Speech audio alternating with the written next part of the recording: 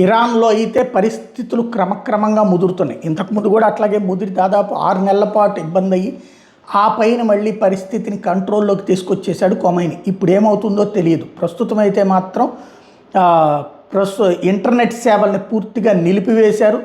అదే సందర్భంలో నిరసనల వీడియోలు అయితే బయటికి రావట్లేదు. కానీ నగరాల వారీగా వివిధ ప్రదేశాల్లో భారీ ఎత్తున నిరసనలు అయితే జరుగుతున్నాయి.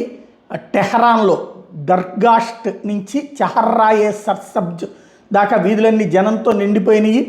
Long live the Shah, death to the dictator, freedom అన్నటువంటి నినాదాలు. అంటే ఇప్పుడు ఈ పహ్లవి షా ఎవరైతే రాజవంశానికి సంబంధించినటువంటి పహ్లవి షా అధికారంలోకి రావాలని కోరుకుంటాం. ఆ షా వచ్చేటప్పటికి తాజాగా అమెరికా అధ్యక్షుడు ట్రంప్ను కూడా కలవడం, మరొక వైపున అమెరికాకి సంబంధించినటువంటి దళాలు ఇరాన్ చుట్టుముట్టడం అన్నటువంటిది, ఇరాన్కి దగ్గరలో చేరడం అన్నది ఇంకొక వైపున.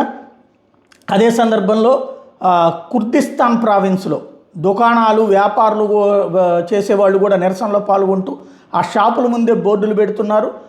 ఖొమైనీ పోవాలని, షా రావాలన్నటువంటి. అలాగే కొరవే నగరంలో ప్రభుత్వ నియంత్రణ పూర్తిగా లేదు. ఇప్పుడు ఓ రకంగా ఉద్యమకారుల చేతికి వెళ్ళిపోయింది అదంతా కూడా.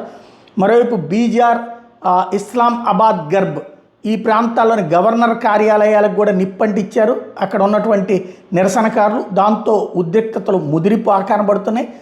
ఇకపోతే మతపరమైన కేంద్రమైనట్టు నగరమైనటువంటి కోమ్లో ఇదే చివరి యుద్ధం, పహ్లావి తిరిగి వస్తాడు అన్నటువంటి నినాదాలు వినిపిస్తూ ఉండటం అన్నది సంచలనం సృష్టిస్తోంది. రాష్ట్ర ప్రాంతంలో భద్రతా దళాలు మోటార్ సైకిళ్ళకి భద్రతా దళాలు వీళ్ళ మీద దాడి చేయడానికి వస్తే వాళ్ళని ఆపి మోటార్ సైకిళ్ళకి నిప్పులు పెట్టారు నిరసనకారులు. భద్రతా బలగాలు చివరికి వాళ్ళతో దాడులకి ప్రతి దాడులు చేసుకుంటున్నటువంటి పరిస్థితి. అట్లాగే బాబోల్, మషద్ ప్రాంతాల్లో వేల సంఖ్యలో ప్రజలు రోడ్ల మీదకి వచ్చి స్వేచ్ఛ అంటూ నినాదాలు ఇస్తున్నారు. మషద్, వకీలాబాద్ ప్రాంతంలో భారీ జనసందోహం కనబడుతోంది. అక్కడ ఉన్నటువంటి ఫార్స్ న్యూస్ ఏజెన్సీ వాళ్ళు చెప్తున్న ప్రకారం కర్మాహ్నాలో 2 IRGC సభ్యులు, అంటే ఇరాన్ రెవల్యూషనరీ గార్డ్ కార్ప్స్ సంబంధించిన వాళ్ళని చంపేశారన్నటువంటిది. అదే సందర్భంలో జావిద్ షా పహ్లావి తిరిగి వస్తాడు అన్నటువంటి నినాదాలు పెద్ద ఎత్తున వినబడుతున్నాయి. వివిధ ప్రదేశాల్లో బోర్డులు పెడుతున్నారు, ఫ్లెక్సీలు పెడుతున్నారు. ఇస్లామిక్ రిపబ్లిక్ వ్యతిరేకంగా పర్షియన్ రాజ్య వ్యవస్థ మళ్ళీ రావాలని కోరుకుండటం అన్నటువంటిది సంచలనం సృష్టిస్తోంది.